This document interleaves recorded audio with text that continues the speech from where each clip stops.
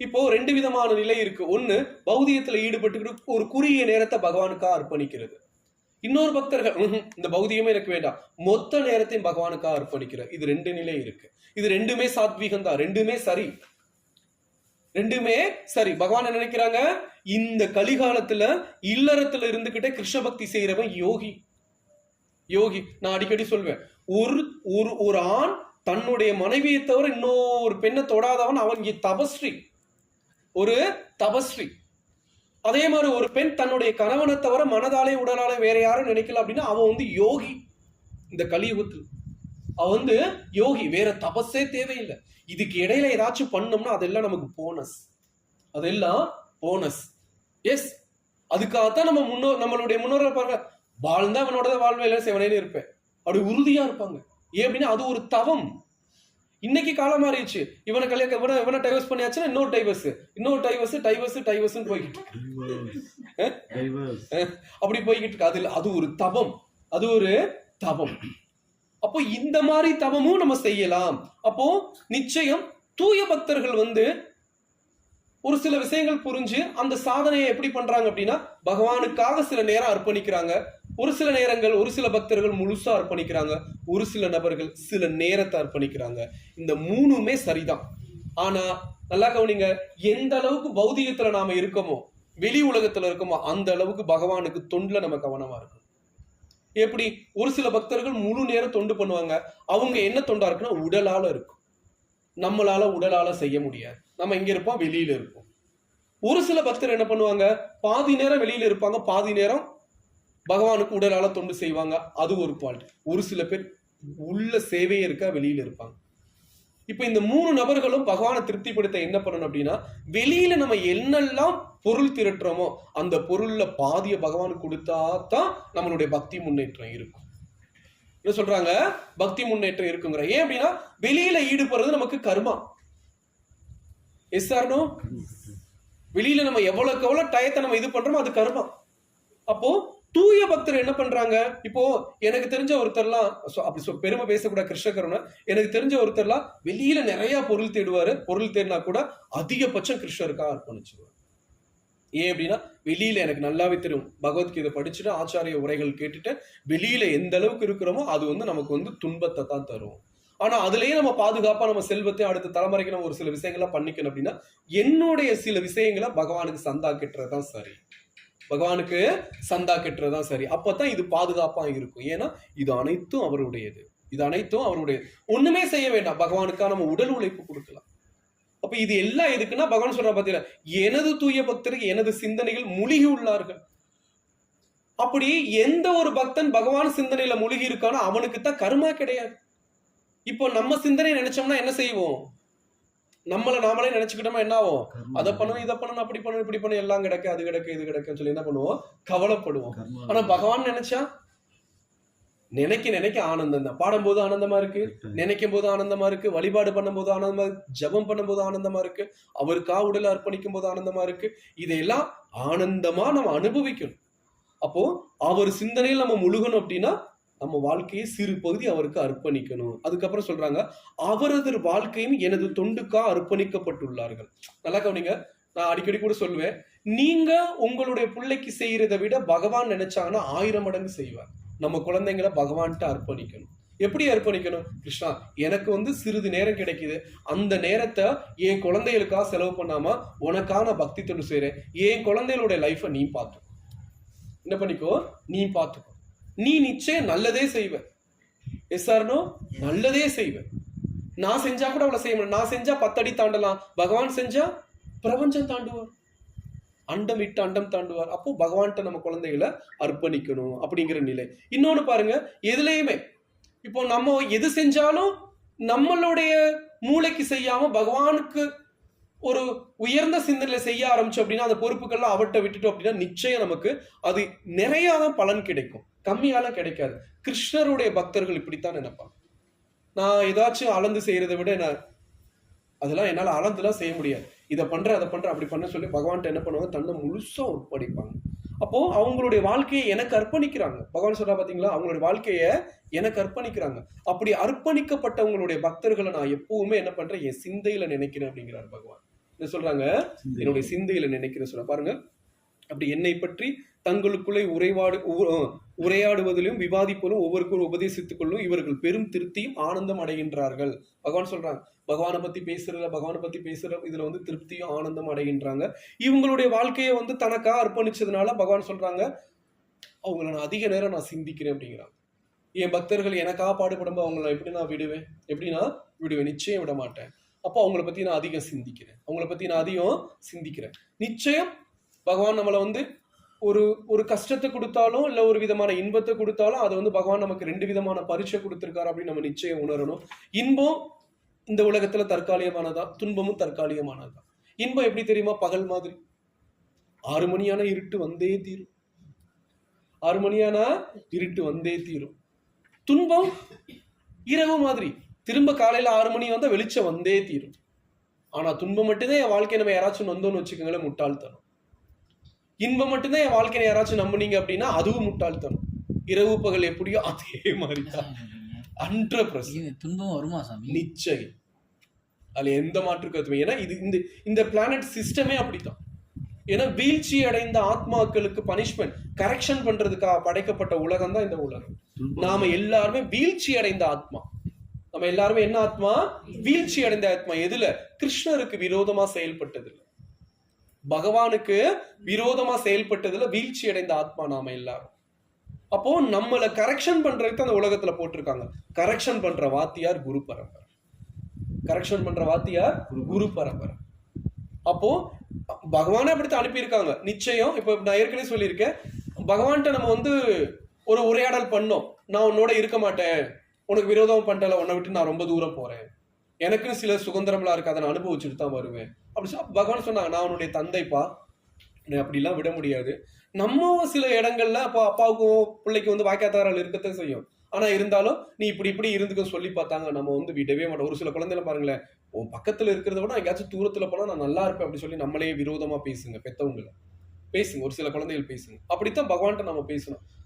இங்கெல்லாம் இருக்க முடியாது, நான் போயிட்டு வரேன்னு சொல்லி கிளம்பி வந்தோம். அப்படி வரும்போது இந்த பிளானட் பகவானுக்கு விரோதமா செயல்பட்டதுனால பகவான் என்ன பண்ணாங்க? பாதுகாப்பா நம்ம அனுப்பி வச்சாங்க. லக்கேஜ், பேக், நமக்கு தேவையான அனைத்தும் கொடுத்து அனுப்புனாங்க. கடைசி ஒரு வார்த்தை சொன்னாங்க, இங்க இருந்து போறது ரொம்ப எளிமை, திரும்ப வர்றது ரொம்ப கஷ்டம். அவருடைய உலகத்தை திரும்ப போறது ரொம்ப கஷ்டம். அங்கிருந்து குதிச்சிடலாம், அங்கிருந்து ஈஸியா குதிச்சிடலாம். நம்ம எல்லாருமே அவதாரம் தான். மேல இருந்து கீழே இறங்கி இருக்கோம். எங்க இருந்து இறங்கி இருக்கோம்? மேல இருந்து கீழே இறங்கி இருக்கோம். நாம இறங்கி இருக்குன்னு எந்த ஒரு ஆத்மா தன்னுணர்வு நிலைக்கு போகுதோ நம்ம அவதாரமா மாறிடுவோம். எஸ், இப்ப அவதாரம். ஆனா உணர்ந்துட்டோம் அப்படின்னா பூரண அவதாரம். மேல இருந்து நம்ம கீழே இறங்கி இருக்கோம். நம்ம கீழே இருந்து மேல வரல. எங்க இருந்து இறங்கி? மேல இருந்து கீழே இறங்கி இருக்கோம். என்னைக்கோ ஒரு தடவை இறங்கி இருக்கும், அதுல எந்த மாற்று கருத்துமே இல்லை. ஆனா நான் அவதாரம் மேல போகணும் எப்ப தன்னுணர்வு நிலைக்கு நம்ம போறோமோ அப்போ வந்து பூரண விடுதலையா நம்ம எல்லாரும் அந்த விடுதலைக்கு காத்திருக்கோம். பகவான் சொல்றாங்க, நீ இங்க இருந்து போறது ரொம்ப ஈஸி, ஆனா வர்றது ரொம்ப கஷ்டம். உன் மேல கருணை கொண்டு, நீ என்னுடைய குழந்தை இல்ல கேசி. பகவான் என்ன கேட்பாரு? கேசி நீ யார்? நான் உன்னுடைய சரீரம். அப்ப நீ என்னுடைய குழந்தை, நீ எனக்கு என்னுடைய சொத்து. உன்னை நான் அப்படி விட முடியாது, உன்னை என்ன பண்ண முடியாது, அப்படி விட முடியாது. அப்போ உனக்கு ஒரு ரகசியம் சொல்றேன். என்ன ரகசியம் சொல்றேன்? இங்க வர்றதுக்கான ரகசியத்தை ஒருத்தர்கிட்ட நான் கொடுத்து வச்சிருக்கேன். அவங்கள்ட்ட போனா உனக்கு நிச்சயம் அந்த ரகசியத்தை கத்துக் கொடுப்பாங்க. யார்? குரு பரம்பரை. அவங்கள்ட்ட போ, பணிவா கேளு. இங்க வர்றதுக்கான பாதையை அவங்க மட்டும்தான் சொல்ல முடியும், வேற யாரும் சொல்ல முடியாது. இந்த விஷயத்தை நமக்கு சொன்னார் யாரு? பகவானே. ஆனா நமக்கு கொடுக்கப்பட்ட சுதந்திரத்துல கண்ணா பின்னா நம்ம ஈடுபட்டு எல்லா ஞானத்தையும் நாம இழந்து கடைசியில என்ன இருக்கும்? பகவானுக்கு எனக்கு என்ன சம்பந்தம் அப்படின்னு கேட்கிற அளவுக்கு இருக்கும். பகவானுக்கும் நமக்கும் என்ன சம்பந்தம் கேட்கிற அளவுக்கு நாம இருக்கோம். பகவானுக்கு நமக்கு என்ன சம்பந்தம்? பொண்ணு கொடுத்தாதான் சம்பந்தம். ஆமாவா? ஒரு எஸ், அது கூட வந்து சாஸ்திரம் சொல்லுது. பகவானுக்கு நமக்குள்ள சம்பந்தம் என்னன்னா தந்தையும் மகனும் உறவு, அந்த இதுதான். ரெண்டாவது அவர் எஜமான், நம்ம வந்து சேவகன், தாசன். எஸ், அவர் எஜமான், நாம தாசன். இல்லைன்னா அவர் தகப்பன், நாம வந்து சேயும் தாயும் அப்படிங்கிற மாதிரி நம்ம எடுத்துக்கலாம். எஸ், இதுதான் அவருக்கு நமக்கு வந்த. இப்போ அவருக்கு எனக்கு என்ன சம்பந்தங்கிற கேட்கிற உலகமா மாறிடுச்சு பாத்தீங்களா? கிருஷ்ணரா, அவருக்கு எனக்கு என்ன சம்பந்தம்? கிருஷ்ணரை கும்பிட நான் மாட்டேன், ராமனை கும்பிட மாட்டேன், பெருமாளை கும்பிட மாட்டேன், பெருமாளுக்கு எனக்கு என்ன சம்பந்தம் அப்படின்னு கேக்குது இந்த ஆத்மா. எந்த தெய்வத்துக்கும் இவனுக்கு சம்பந்தம் இல்லை. ஆனா கிருஷ்ணருக்கும் இவனுக்கும் எல்லா உடலுக்கும் சம்பந்தம் உண்டு. ஒரு நாயா இருந்தாலும் பகவான் கிருஷ்ணருக்கும் அந்த அந்த நாய்க்கு சம்பந்தம் உண்டு. ஏன் அப்படின்னா எல்லா காரணத்துக்கும் காரணமானவர். அப்போ ஏன் நாங்களாம் பெருமாளை தான் கும்பிட மாட்டோம், நாங்க முருகனை கும்பிடுவோம் அப்படி சில பேர் சொல்லுவாங்க. முட்டாள்தனமா பேசுறாங்க. இங்க படைக்கப்பட்ட எல்லா உயிருக்கும் ஒருத்தருக்கு மட்டும்தான் சம்பந்தம். அந்த சம்பந்தம் பகவான் தான். மற்ற எல்லாருமே படைக்கப்பட்ட ஆத்மாக்கள். ஒவ்வொரு தபசால தெய்வமா மாறினாங்க. ஒவ்வொரு தபசால தெய்வமா. ஒண்ணு இல்லை, ரொம்ப சிம்பிள். இன்னைக்கு உலகம் 3 பேர்த்த கொண்டாடுது. ஒண்ணு நபியினுடைய வார்த்தைய, 2வது ஜீசஸுடைய தியாகத்தை, 3வது புத்தருடைய தியானத்தை. புத்தருடைய தியானத்தை இவங்க 3 பேரும். இவங்க நபியை கூட விட்டுருவோம். நபி வந்து உபதேசம், வார்த்தை, அதை கூட விட்டுருவோம். இருந்த பட்சத்தில் அவருடைய வார்த்தைக்கு ஒரு மதிப்பு இருக்கு. நபி சொன்னா நான் செய்வேன், நபி சாக சொன்னா செத்துருவேன் அப்படின்பா அந்த மதத்துல. நபி பேச்சுக்கு மறு வார்த்தை கிடையாது அப்படின்பா. எஸ், அவர் ஒரு குரு, அவருடைய கட்டளைக்கு இணங்கிதான் ஆகணும். நபி சொன்னா செய்வேன், அவ்வளவு வெறித்தனமா இருப்பேன். ஏன் அப்படின்னா அதுதான் குரு பக்தி. அந்த யோகியினுடைய வார்த்தையை கேட்டா கடவுள் என்னை கூப்பிடுவார், அவன் நம்புறான். கடவுள்கிட்ட பேசுறதுக்கு எனக்கு என்ன அதிகாரம் இருக்கு? நான் வந்து மாமிசம் திங்கிறவன். அவன் பேசுறான் பாருங்க, நான் மாமிசம் திங்கிறவன். கடவுள் நேரடியா என்கிட்ட பேச மாட்டாரு, அவன் சொல்றதை என்னால கேட்க முடியாது. நான் வந்து குற்றவாளி தான் ஒத்துக்கிட்டு நபி சொன்னா கேட்பேன்.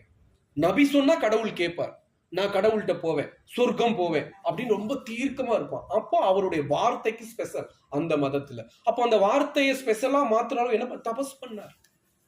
என்ன பண்ணாரு? தபஸ் பண்ணார். நல்ல செயல்களை செஞ்சு அந்த நிலையை அவர் அடைந்தார். அப்படி அடையும் போது இறைவன் அவரோட பேசினார். பேசினதான் குரானா எழுதி வச்சா. இது அவங்களுடைய தத்துவம். அப்போ நான் ஜீசஸ் எடுத்துக்கோங்க. ஜீசஸ் கிரைஸ்ட் என்ன பண்ணாரு? தபஸ்ல ஈடுபட்டார். தபஸ்ல ஈடுபட்டு தெய்வமா மாறினார். அவர் படைப்புக்கு காரணமான தெய்வம் இல்ல. அப்போ தபஸ்ல நம்ம ஈடுபட்ட தெய்வமா மாறலாம் அப்படிங்கிறது யாருடைய லைஃப்ல நம்ம தெரிஞ்சுக்கிறோம்? எஸ், கிரைஸ்டனுடைய லைஃப்ல நம்ம தெரிஞ்சுக்கிறோம். அப்போ அவர் வந்து ஒரு தப காலம் சொல்லி 40 நாள் விரதம்லாம் கொண்டாடுவாங்க. தப காலத்துல ஜீசஸ் இருந்தார், கொண்டாடுவாங்க. அப்போ தப காலத்துல இருந்து அவர் தெய்வமா மாறினார். அதே மாதிரி தான் இங்க இருக்கிற எல்லா தெய்வங்களும் தபஸ் பண்ணி தான் தெய்வமா மாறி இருக்கு. தெய்வம் எப்பவும் தெய்வமா இருந்த ஒரே தெய்வம்னா பகவான் மட்டும்தான். அவர் பிறக்கும் போது தெய்வமா பிறந்தார். பிறக்கும் போது யசோதைக்கும் தேவைக்கும் வசுதேவருக்கு பிறக்கிறாங்க. சங்கு சக்கரத்தோட 4 கரத்தோட கிடக்கிறார். ஏப்பா இப்படி இருக்க, எந்த குழந்தையுமே இப்படி இருக்காதே. எஸ், எந்த குழந்தை இப்படி பிறக்காது. நீ ஏன் இப்படி பிறந்திருக்க? நான் வந்து குழந்தையே இல்லையே. அவர் என்ன சொல்றாரு? நான் குழந்தையே இல்லையே. நீ ஆசைப்பட்ட உனக்கு குழந்தையா வந்திருக்கு. என்ன ஆசைப்பட்டேன்? 300 பிறவியில 3 பிறவி நீ எனக்கு தாய் தந்தை. இப்போ அப்பாவுக்கும் அம்மாவுக்கும் தகப்பனுக்கும் சாதகத்தை இவர் சொல்றாரு. பிள்ளைக்கு தான் நம்ம ஜாதகம் சொல்லுவோம், இவர் ஜாதகம் சொல்றாரு. நீ யாரு தெரியுமா? நீ என்ன பிரார்த்தனை பண்ண தெரியுமா? அதுக்காக இப்போ உனக்கு வந்து பிறந்திருக்கேன். சரி, எல்லா குழந்தைகள் மாதிரி நீ வாழ்வியா? அதுக்காகத்தான் வந்திருக்கேன். இது வந்து ரகசிய அவதாரம்.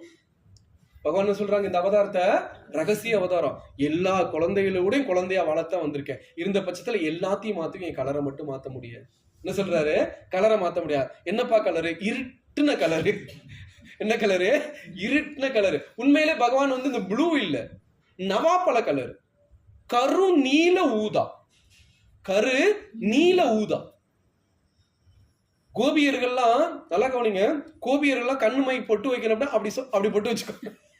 கண்ணத்துல பொட்டு வைக்கிற கிருஷ்ணா வாசல் முதுகு அப்படி இழுத்தான கருப்பு ஓட்டுமா கண்ணத்துல வச்சுக்குவாங்களா?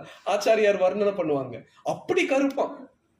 சோ அந்த மாதிரி கலரை மட்டும் ஒண்ணு பண்ண, மத்த எல்லாத்தையும் நான் மாத்திக்கிறேன். எல்லாத்தையும் மாத்தினார். சங்கு சக்கரத்தை தூக்குனார். அவருடைய தேசத்துல வந்து 7 விதமான ஒளி இருக்கும், அதையெல்லாம் மறைச்சுக்கிட்டார். மெயினா மகாலட்சுமி நீ உள்ள போயிருக்கான்னு சொல்லிட்டாரு. வெளியில எப்பவும் மகாலட்சுமியுடைய அந்த ஒரு செவந்த அந்த இடத்துல அவருடைய மார்புல செவந்த நிலை ஒரு ஜோதி தெரியுமா? அதெல்லாம் தெரியக்கூடாது, உள்ள போயிரு அப்படின்னு சொல்லி உள்ள மறைச்சிட்டாராம். சோ அந்த மாதிரி எல்லாத்தையும் மறைச்சார். ரகசிய அவதாரம். என்ன அவதாரம்? ரகசிய அவதாரம். ஆனா நல்லா கவனிங்க, பகவான் கிருஷ்ணர் எந்த அளவுக்கு நமக்கு வந்து உறவு அப்படின்னு கேட்டா, எல்லா பிறப்புக்கும் காரணமானவர்.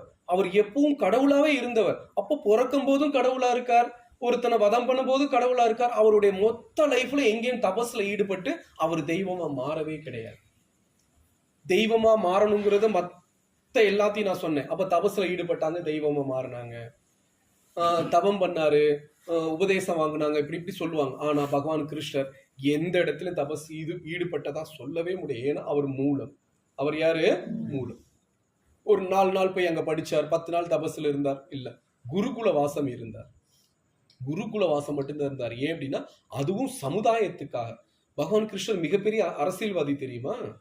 இன்னைக்கு கூட நான் அனுப்பியிருந்தேன். எல்லா செயல்களையும் பகவானோட பொருத்தி பார்க்கணும். அரசியல்ல நாம இருந்தா கூட அந்த அரசியலை பகவானுடைய உபதேசத்தோட அரசியல் நம்ம செய்யணும். பகவான் என்ன சொல்றாங்களோ இந்த உலகத்துக்கு அதை செஞ்சு அரசியல் பண்ணணும். அப்ப எல்லாத்தையும் நான் என்ன பண்ணணும்? அவரோட சேர்ந்தே எல்லா விஷயத்தையும் நான் பண்ணணும். எதுக்குள்ள இருந்தாலும் அதுக்குள்ள. அப்புறம் அரசியல்வாதியா? அரசியலையும் பகவானுடைய உபதேசத்தோட நான் பண்ண அப்படின்னா அந்த அரசியல் தூய்மையானது. அந்த அரசியல் தூய்மையானது. மக்களுக்கு நல்லதை நம்மளால செய்ய முடியும். அப்ப எல்லாத்துக்குள்ளே அப்படி நம்ம பார்க்கிறோம். சிறந்த அரசியல்வாதி பகவான். இப்ப எல்லா செயலுக்குள்ளேயும் அவர் காரணமா இருக்கார். நமக்கும் அவருக்கு என்ன காரணம் நீங்க கேட்டி அப்படின்னா நிச்சயம் அவருக்கும் நமக்கும் காரணத்தை தவிர இந்த உலகத்துல மத்த எல்லா காரணமும் பொய். என் புருஷன் பொய், பொண்டாட்டி பொய், புள்ள பொய், சொத்து பணம் அது இது, இந்த உலகத்துல எல்லாமே பொய். அவர் மட்டுமே நாமே. எஸ், மத்த எல்லாமே தற்காலிகமானது. அவரும் நாம தான் அனாதி. அவரும் நாம தான் அனாதி. எல்லா உடலுக்கும் அவர் தான் அனாதி. காலங்காலமா பிறவி பிறவியா யுக யுகமா நம்மளை வழி நடத்தக்கூடிய பரம பகவான், பரமபுருஷர் பகவான். சோ அவருக்கும் நமக்கு மட்டும்தான் எல்லாமே, மத்த எல்லாமே தற்காலிகமானது. எனக்கும் அவருக்கும் என்ன சம்பந்தம் யாராச்சும் நீங்க கேட்டா இதை நீங்க சொல்லணும். அட பாவி, அறியாம பேசுறியே. எத்தனை உடலுக்கு அவர் காரணமா, இந்த உடலுக்கு அவர். நீ வணங்குற எந்த தெய்வமும் உன் உடலுக்கே காரணம் இல்லை. உன் உடலுக்கே காரணம் இல்லை. உன்னுடைய செயலுக்கு காரணம் இல்லை. மொத்த வாழ்க்கைக்கும் கிருஷ்ணருக்கும் உனக்கும் காரணம் உண்டு. வா, அந்த ஞானத்தை தாரேன். எங்க சுவாமி நான் எடுக்கணும்? பகவத்கீதையில தான் பகவான் சொல்றாங்க, நீரின் சுவை நான், நெருப்பின் வெப்பம் நான், சூரிய சந்திர ஒளி நான், மனிதனின் திறமை நான், வானில் சத்தம் நான். அப்போ எல்லாத்துக்கும் நான் காரணம். அங்கே சொல்ற உன்னுடைய உடலுக்கு நான் காரணம். ஏன்னா விதையளிக்கும் தந்தை நான் அப்படிங்கிறார். என்ன சொல்றாங்க? விதையளிக்கும் தந்தை நான். பிரம்மாவுக்கு நான் தகப்பன், உனக்கு நான் பாட்டனார் அப்படிங்கிறார். உனக்கு நான் யாரு? பாட்டன். எல்லாத்துக்கும் இதுல ரிசல்ட் இருக்கு. ஆனா இதை நீங்க எப்படி நீங்க பிறருக்கு சொல்லணும் அப்படின்னா நீங்க பக்தனா இருந்தா தான் சொல்ல முடியும். நீங்க பக்தன் இல்லாத பட்சத்துல இதுல இருந்து நீங்க நிறுவனம் பண்ணவே முடியாது, சொல்லவே முடியாது. எந்த பேச்சு எடுத்து எப்படி சொல்ல முடியும்? பக்தனா இருந்தா தான் பகவானை விட்டு கொடுக்காம இவனுக்கு நம்ம ஞானத்தை கொடுக்கணுமே அப்படிங்கிற ஒரு பேரன்பு ஏற்படும். அந்த அன்புல தான் நீங்க பேசும்போது அதெல்லாம் பொருத்தமா இருக்கும். சும்மா ரைட்டர் மாதிரியோ இல்லைன்னா பேப்பர் வாசிக்கிற மாதிரியோ இல்லைன்னா ஒரு வாத்தியார் மாதிரியோ நீங்க பாடம் நடத்த முடியாது. அப்படி பாடம் நடத்தினா யாருக்குள்ள இது போய் சேராது.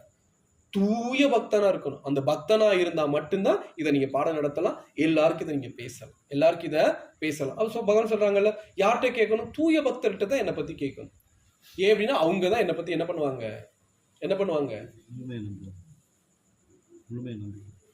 என்னுடைய அந்தரங்க விஷயத்த சொல்லுவாங்க. பக்தனுக்கு மட்டும்தான் என்னுடைய அந்தரங்கத்தை நான் வெளிப்படுத்துறேன் அப்படிங்கிறாங்க. வேற யாரும் சொல்ல முடியாது. பகவான் என்ன பண்ண முடியாது. சரி, நீங்க எல்லாரும் நினைக்கலாம் புக்குல உள்ளதை பேசுறாங்கன்னா அவங்க மனசுல பகவானே அப்படி சில வேற நேரங்களை வெளிப்படுத்துவார். அவங்க பேசுற ஒரு சில நேரங்கள்லாம் பகவானே உள்ள இருந்து வெளிப்படுத்துவார். அப்போ தூய பக்தன்ட்ட தான் அதை கேட்கணும் அப்படிங்கிறாங்க. தூய பக்தன்ட்ட தான் அதை கேட்கணும். அப்போ அவருடைய பக்தர்கள் அவருடைய சிந்தனையில மூழ்கி இருக்காங்க. நாம கிருஷ்ண பக்தர்கள் அப்படின்னா பகவானுடைய சிந்தனையில் நிச்சயம் மூழ்கி இருக்கணும். அதே மாதிரி சிறு சிறு துன்பங்கள் வந்துச்சுன்னா துன்பத்துக்கு பகவான் தான் காரணம் நம்ம நினைச்சால் கூட பகவானை நிந்திக்க கூடாது. பகவான் என்ன பண்ணக்கூடாது? நிந்திக்க கூடாது. ஒரு தகப்பன் நம்மளை கண்டிச்சா அப்படின்னா நம்மளுடைய நன்மைக்குங்கிற மாதிரி நமக்கு துன்பம் வர்றது கூட பகவான் ஏதோ அடுத்த தளத்துக்கு நம்மளை அறிவுத்தளமா முன்னேற்றுறது தான் பகவான் நமக்கு கொடுக்குறான்னு சொல்லி மேற்கும் நம்ம பக்தி தான் அதிகரிக்கணும். ஒழிச்சு இதுல இருந்து பின்வாங்கவே கூடாது. என்ன பண்ணக்கூடாது? பின்வாங்கவே கூடாது. அப்படி வாங்கணும் அப்படின்னா நிச்சயம் நம்மளுடைய பக்தியின் தளத்தில் நம்ம சரியா இல்லைன்னு அர்த்தம். எஸ், அதே மாதிரி துன்பம் நிச்சயம் இருக்கும். 6 மணி to 6 மணி மரத்தை சொன்னேன். இரவு நிச்சயம் வரும், பகல் வரும். இன்பமா மட்டும் ஒருத்தனுடைய வாழ்க்கை இந்த உலகத்துல இருக்கவே இருக்காது. இந்த உலகத்துல நீங்க போய் தேடி பாருங்க. ஒருத்தன் பிறந்தல இருந்து துன்பப்படுறானா கிடையாது. அதிகபட்சம் ஒரு 6 மணி நேரம், 2 மணி நேரம், 10 மணி நேரம் அவன் துன்பப்படுவான். அதுக்கப்புறம் தன் அறியாமை சோகத்துல சிரிப்பான். இதுதான் இதனுடைய சிஸ்டமே. துன்பப்பட்ட யாருமே இங்க சிரிக்காம இருந்ததே இல்லை. பார்த்திருக்கீங்களா? ஒரு 5 மணி நேரம் அப்படி இருப்பான். அதுக்கப்புறம் தன்னை அறியாம அட போடான்னு விழுந்து விழுந்து சிரிப்பான். என்ன பண்ணுவான்? விழுந்து விழுந்து சிரிப்பான். அப்போ வாழ்க்கையில எவனும் துன்பமாவே இருந்ததே இல்லை, சோகமாவே இருந்ததே இல்லை. மாறிக்கிட்டே இருக்கும், மாற்றம் இருந்துகிட்டே இருக்கும். ஆனா இதுக்கு இடையில பக்தர்கள் மட்டும் எப்போ அவேர்னஸ், விழிப்புணர்வோட இருக்காங்க. ஏன் அப்படின்னா எல்லாத்தையும் பகவானோட பொருத்தி பார்த்துட்டா பாதுகாப்பா இருக்கலாம். இது ரொம்ப முக்கியம். இதுதான் முக்கியம். நீங்க எது நடந்தாலும் பகவானோட பொருத்தி பார்த்துடும், பகவானோட கனெக்ட்லயே இருக்கணும். அவரோட கனெக்ட்லயே இருந்தோம்னு வச்சுக்கோங்களேன், நம்மளை எதுவும் அழுத்தாது. எப்படின்னா பாதிப்பு இருக்காது. அவரோட கனெக்ட்ல இல்லை அப்படின்னா பாதிப்பு இருக்கும். நல்லா கவனிங்களேன். சின்ன குழந்தைக்கு என்ன தெரியும்? எதை பார்த்தாலும் பயப்படும். அம்மாவோட கனெக்ட்ல இருந்துச்சுன்னா, அட கழுத இதுக்கா பயந்த, இது பள்ளி. அட கழுத இதுக்கா பயந்த, இது பூரான். அட கழுத இதுக்கா பயந்த, இதை நெருப்பு. இது இருந்தா தான் சமைக்கலாம். நெருப்பு அப்படின்னு சொல்லி பயந்துட்டு ஓடும். குழந்தையெல்லாம் பார்த்துருக்கீங்களா? ஒரு தடவை சூடு வாங்கினதுக்கு அப்புறம் தான் ஓடும். அதுக்கு முன்னாடி பிடிக்க போகும். அப்போ தாயோட கனெக்டா இருக்கிற குழந்தைக்கு எவ்வளோ பாதுகாப்போ, எவ்வளவு அறிவின் தளமோ, அது மாதிரி தான் பகவானோட எல்லாத்துக்கும்